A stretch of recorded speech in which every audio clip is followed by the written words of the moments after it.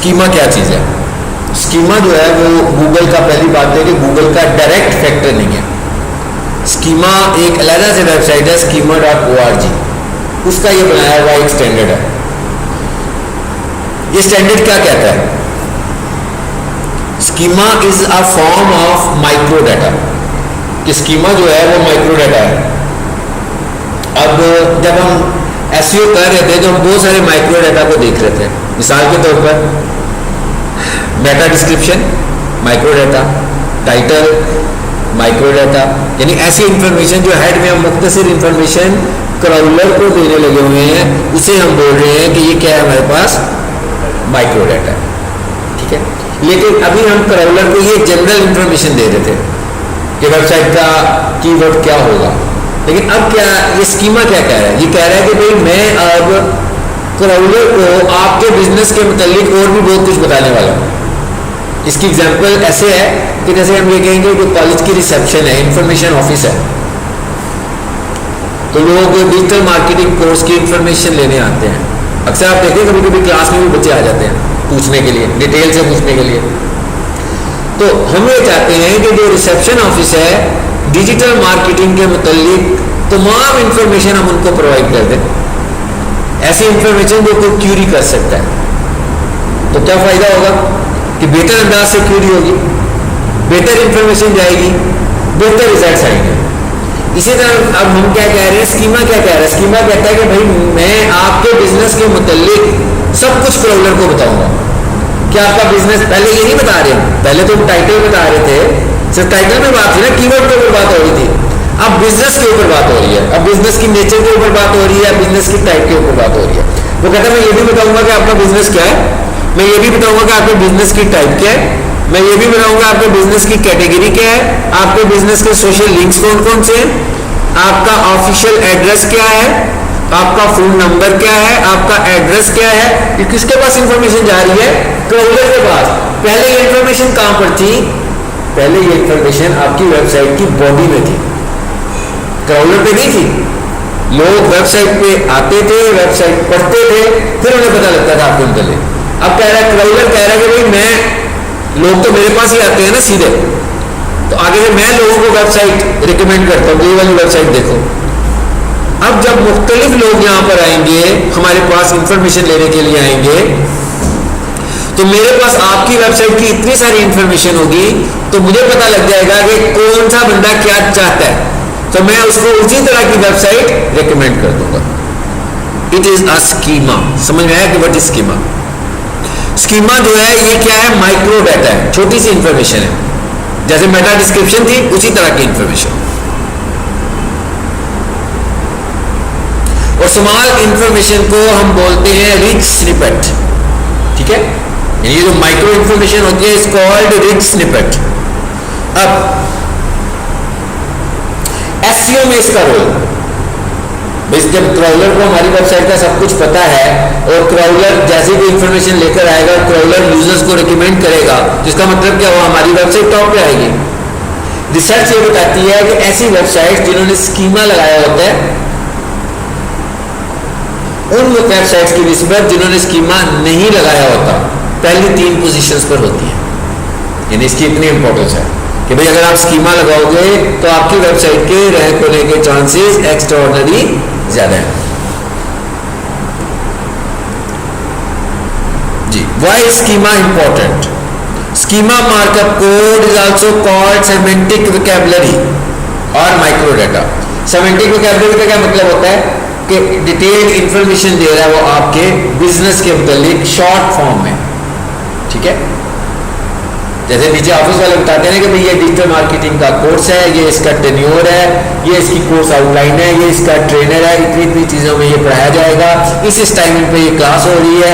किसी को क्लासरूम में आने की जरूरत नहीं ना, उसको सब कुछ वहीं से मिल गया, तो ज़्यादा बेहतर इंफॉर्मेशन डिलीवर हो जाएगी।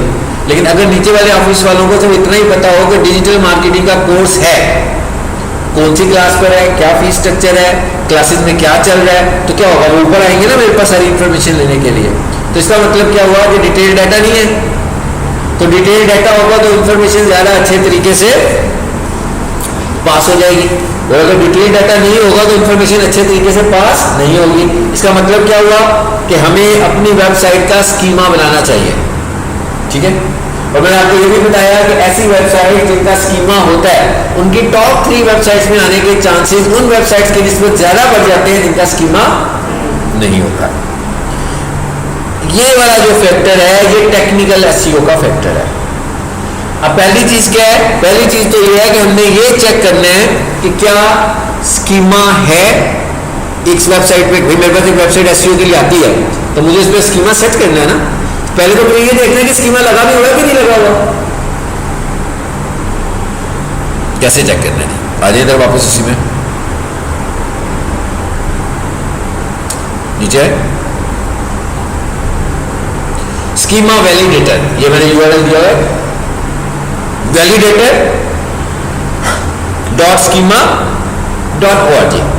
तो जब आपने ये देखना होगा कि स्कीमा इस वेबसाइट पर है कि नहीं है, इस पर क्लिक करेंगे। देखते हैं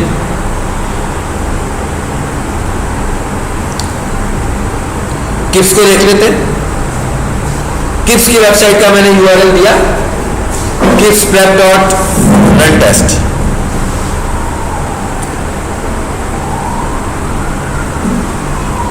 देखते हैं क्या रिजल्ट्स आते हैं।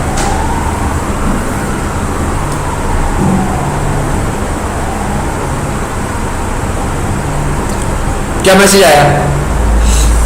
No items detected. इसका क्या मतलब हुआ? इसमें स्कीमा नहीं लगा हुआ, ठीक हो गया। ये क्या लिखा हुआ आ रहा थी? Run new test.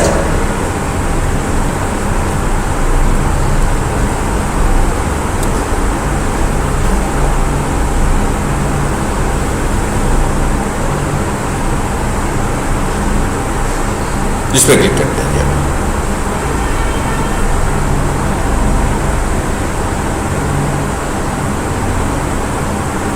जी। इस पे लगा हुआ कि नहीं लगा हुआ? इस पे लगा हुआ। यानी इस तरह मैं पहले टेस्ट हम ऐसे करेंगे कि स्कीमा है कि नहीं है, ठीक है। वैसे तो अगर किसी ने पहले उसकी एसईओ नहीं की होगी तो स्कीमा तो नहीं होगा, लेकिन उसके बावजूद हमने चेक इस तरीके से करना है। अब अगला फेज क्या है? स्कीमा लगाना। मेरा पहला फेज तो ये था ना कि स्कीमा है कि नहीं है, ये तो हमें पता लग गया। अब हम स्कीमा सेट करना चाह रहे हैं तो अब हम क्या करते हैं? वापस आते हैं हम उसी स्लाइड पे।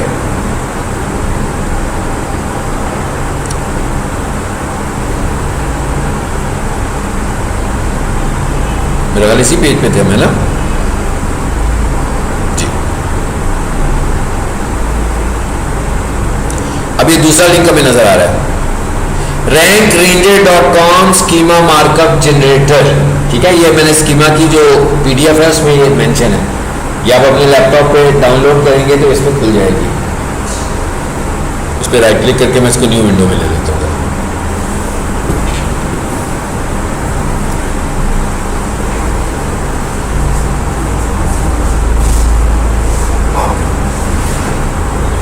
जी आगे ये क्या लिखा हुआ है?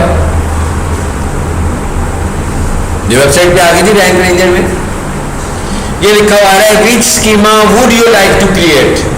कहते हैं हाँ भाई कौन सा स्कीमा बनाना चाह रहे हो अपनी वेबसाइट के लिए। भाई वेबसाइट भी तो मुख्तलिफ टाइप्स की होती है ना, अलग अलग किस्म की वेबसाइट्स हैं। इस पर क्लिक कीजिए, देखिए क्या आ रहा है? Article type website. कोविड जब आया था तो उस वक्त कोविड टाइप वेबसाइट्स भी आ गई थी।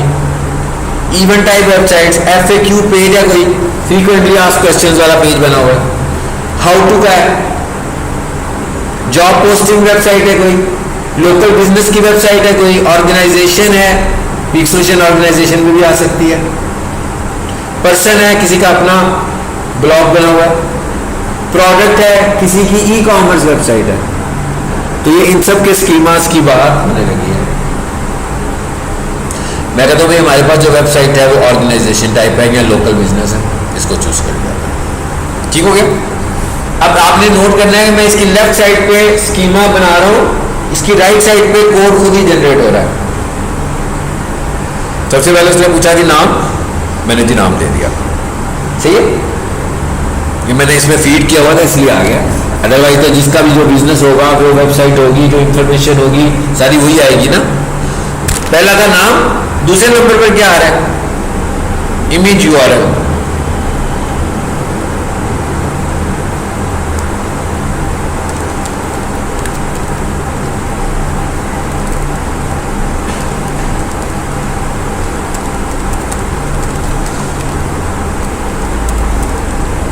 जी, सबको पता है ना इमेजेस का फोल्डर होता है जहां पर इमेजेस पड़े होते हैं, पब्लिक एचटीएमएल में मैंने आपको बताया भी था।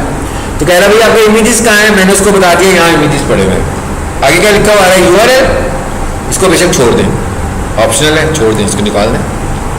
और ये मेरी वेबसाइट है, इसका यूआरएल कहाँ पर देंगे, यूआरएल में देंगे ना जहाँ नाम आगे लिखा हुआ, लेकिन इमेजेस तो नहीं देंगे। वेबसाइट आगे राइट साइड में देखिए सब कुछ फिल होता जा रहा है, HTML कोड बनता जा रहा है इसका। हाँ, फोन नंबर दें, आपकी प्रोडक्ट है कोई तो उसकी प्राइस रेंज भी बता दें, आपकी चॉइस है। आप अपना एड्रेस भी बता दें जो मैंने कहा था। चलो ये भी बता दिया मैंने, बनता जा रहा है यहाँ पे सब कुछ। अब ये सारी इंफॉर्मेशन किसके पास जा रही है, क्राउलर के पास। अब जब मैंने क्राउलर को इतना सारा डाटा अपनी वेबसाइट का दे दिया और कोई बंदा क्यूरी लेकर आएगा तो क्राउलर को समझ में आ जाएगा कि वो जो कुछ चाहता है वो किसके पास है, क्या कह रहा है। तो क्राउलर हमारी वेबसाइट को ज्यादा रेकमेंड करेगा, यानी उन वेबसाइट को ज्यादा रेकमेंड करेगा जिनका स्कीमा बना हुआ है। आगे क्या आ गया, प्रोफाइल्स। यहां पर आप अपनी प्रोफाइल भी ऐड कर सकते हो, फेसबुक की प्रोफाइल, सारी प्रोफाइल्स यहां पे ऐड हो जाएंगी। चलो जी, मैं यहाँ से ना एक समझाने के लिए आपको एक दे रहा हूँ। ये पेज है हमारा,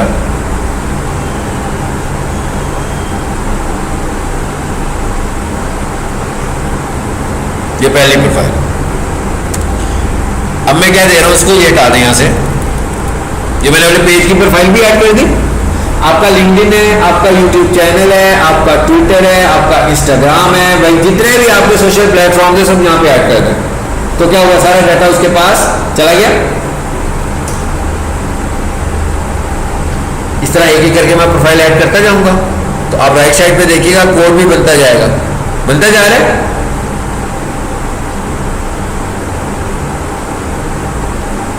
ओपन 24/7 ये इंफॉर्मेशन भी दे रहे हैं, देख रहे हैं। अब आपको पहली दफा ऐसी इंफॉर्मेशन पे लेकर आए हैं, अदरवाइज ऐसी इंफॉर्मेशन हमने अभी तक क्राउलर को कभी भी नहीं दी, फर्स्ट टाइम दे रहे हैं ना।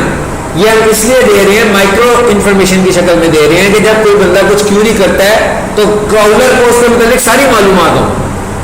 उसे ये नहीं पता हो कि किस बिजनेस, किस तरह के बिजनेस की क्यूरी कर रहा है, उसके सोशल लिंक्स क्या हैं, वो कब तक खुला होता है, ताकि वो ये सारी इंफॉर्मेशन यूजर्स को प्रोवाइड करे। ले जी, बन गया हमारा। मैं कहा हमारा स्कीमा क्रिएट हो गया। ये क्या लिखा हुआ है जी, कॉपी। इसे कॉपी करें, कहां लेके जाएं, जहां भी आपकी वेबसाइट पड़ी हुई है। इंडेक्स की फाइल को लेंगे, सबको बताना किस पोर्शन में, हेड में। इंडेक्स को खोलेंगे, हेड में रख रहे थे ना सब कुछ, कैनोनिकल भी हेड में पड़ा हुआ था, फेविकोन भी हेड में पड़ा हुआ था, मेटा डिस्क्रिप्शन भी हेड में पड़ी हुई थी, टाइटल भी हेड में था। इसके कोड को आपने क्या करना है, एज इट इज हेड में कॉपी पेस्ट कर देना बस। और उसके बाद आपने अपनी इंडेक्स की फाइल को सेव कर देना और इंडेक्स की फाइल को अपलोड कर देना, तो आपका स्कीमा लग गया। अगर आप वर्डप्रेस यूज कर रहे हैं, शॉपिफाई यूज कर रहे हैं और आपने कोई पेड प्लगइन खरीदा हुआ है, तो उसके अंदर स्कीमा का ऑप्शन बिल्ट इन होगा, आपको इस तरह करने की जरूरत नहीं पड़ेगी। ये था जी हमारे पास स्कीमा। और चीज देख लेते हैं कोई एक आधी आज। टेक्निकल एसईओ के फैक्टर्स को हम अगली क्लास में इंशाल्लाह गो थ्रू करेंगे, लेकिन उससे पहले हम एक चीज और आज खत्म कर लें कि तकरीबन हमारा ये अगली क्लास में ये टेक्निकल एसईओ और ऑन साइट एसईओ वाला पार्ट कंप्लीट हो जाएगा। सिर्फ ये वाली एक स्लाइड आज देखते हैं और टेक्निकल एसईओ को अगली क्लास में देखेंगे।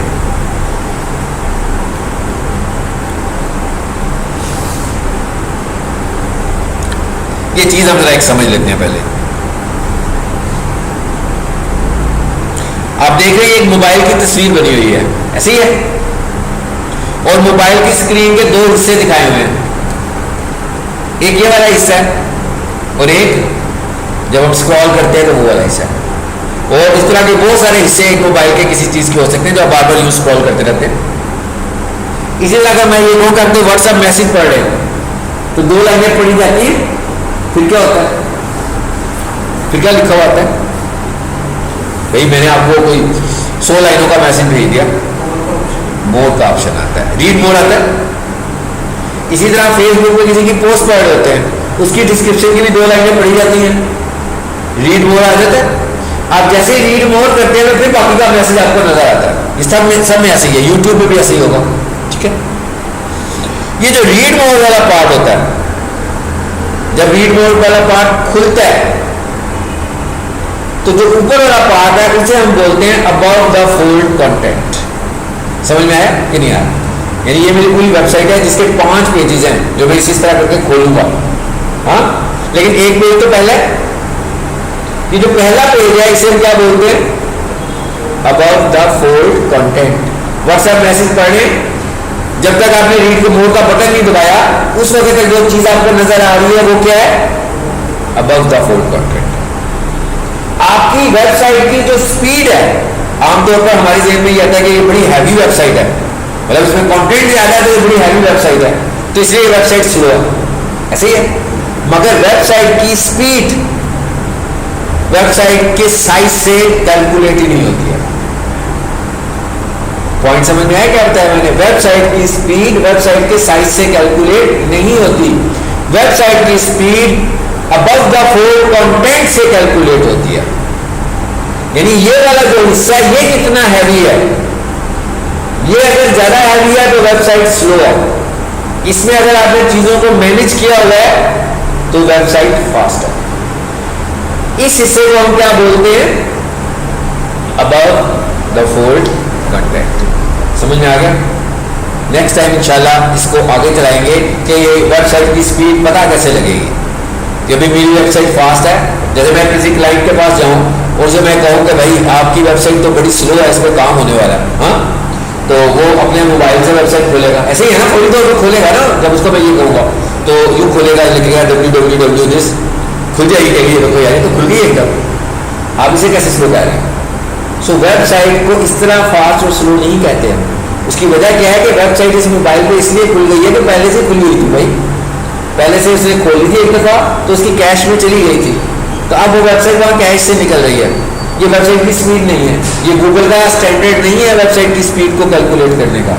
गूगल का स्टैंडर्ड ये है कि जब आपकी वेबसाइट खुलती है तो अबव द फोल्ड कंटेंट में जो चीज़ें नजर आ रही हैं वो कितनी देर में लोड हो रही है, उनके लोडिंग के टाइम को देखकर उसने कहना है कि आपकी वेबसाइट फास्ट है या आपकी वेबसाइट स्लो। समझ में आ गई बात? इंशाल्लाह इस टॉपिक को हम अगली दफा करेंगे और अगली क्लास में हमारा ये टेक्निकल एसईओ और ऑन साइट एसईओ कंप्लीट हो जाएगा। एक आधा लेक्चर हमारा और होगा जो लिंक बिल्डिंग के ऊपर हम करेंगे और फिर हमारा एसईओ का मॉड्यूल कंप्लीट हो जाएगा, ठीक है। और मेरा ख्याल है कि आपका सोशल मीडिया मार्केटिंग रहता है और किसी के 4 मॉड्यूल्स हुए नहीं हुए, मेरा ख्याल है किसी के भी नहीं हुए ना, सोशल मीडिया भी नहीं पढ़ा किसी ने। आपके कितने मॉड्यूल्स हुए बेटा?